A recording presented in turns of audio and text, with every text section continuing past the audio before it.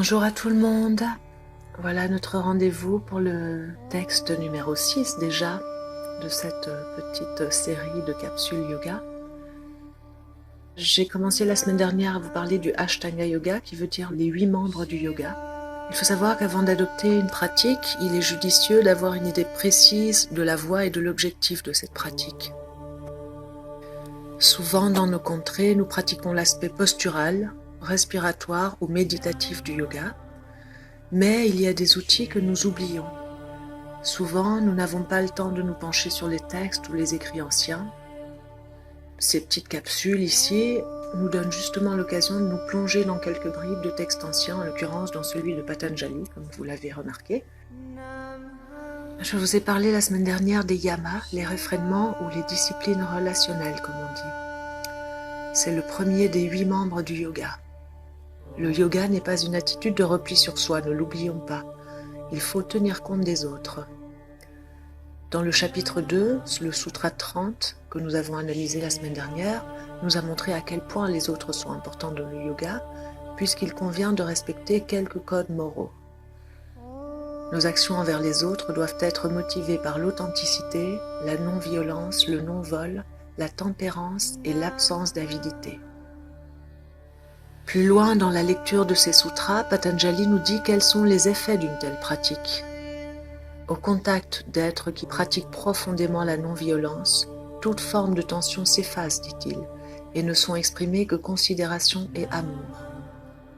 Dire une parole vraie, c'est la dire à bon escient, car dire une vérité au mauvais moment n'est pas l'expression du deuxième yama.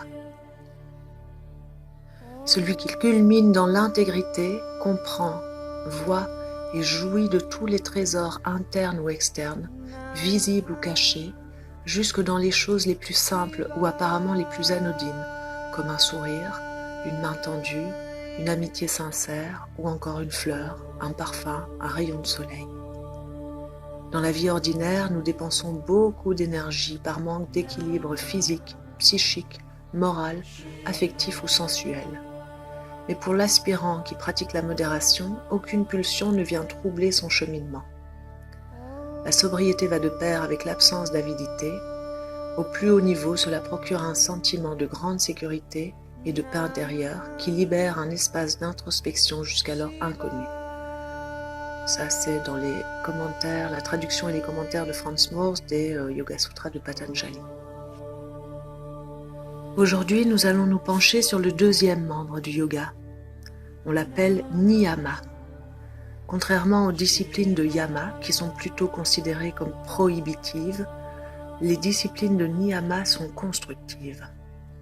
Dans yama, l'aspirant ne doit rien faire de constructif, il apprend plutôt à réagir aux événements.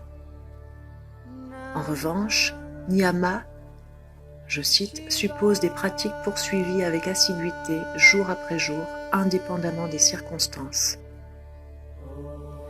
Même loin de toute relation sociale, il faut les pratiquer comme si l'on vivait dans les lieux les plus fréquentés.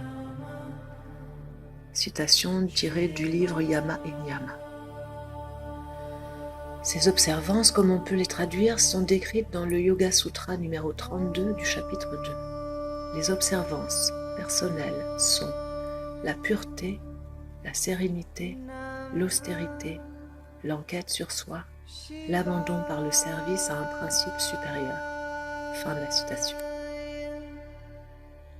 Vous vous doutez bien qu'il est plutôt fréquent qu'un aspirant soit envahi par le doute, la culpabilité, le découragement, les idées négatives telles que la colère, l'égarement, la cupidité. Il convient alors, nous dit Patanjali au sutra suivant, de les apprivoiser pour les esquiver. Concrètement, il s'agit de se changer les idées, de réfléchir aux conséquences possibles, de prendre du recul, de demander conseil, de faire une pratique de yoga. Mais passons à l'énumération de ces 5 observances. La première est la pureté, la propreté, on dira souvent la pureté. Il faut se laver à l'extérieur et cultiver la pureté à l'intérieur. Donc il y a 2 niveaux, physique et un autre. On entend ici par pureté un état qui ne fait aucun obstacle à l'expression de la vie ou de ses fonctions. Purifier signifie remplacer ce qui est grossier par quelque chose de plus raffiné.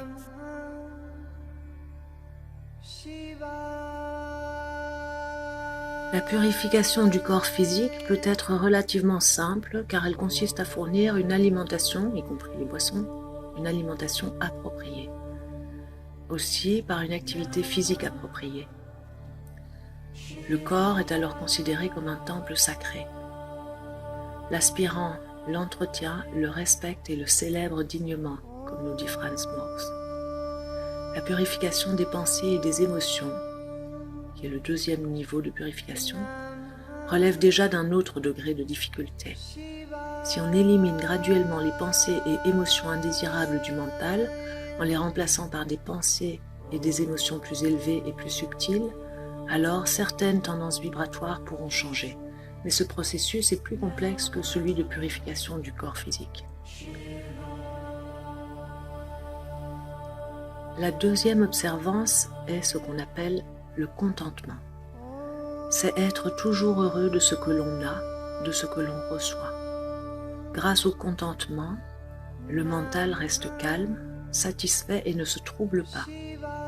C'est voir le verre à moitié plein et pas le verre à moitié vide.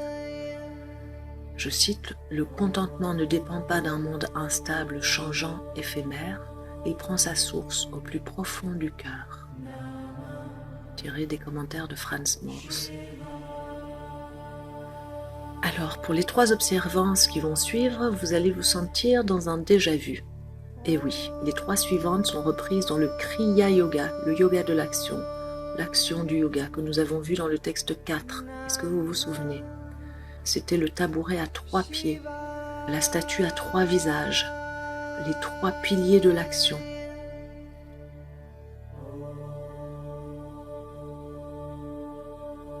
Alors, tout d'abord, tapas. C'est un mot en sanskrit. C'est un mot sanskrit qui n'a pas réellement d'équivalent en français, qui littéralement veut dire brûler.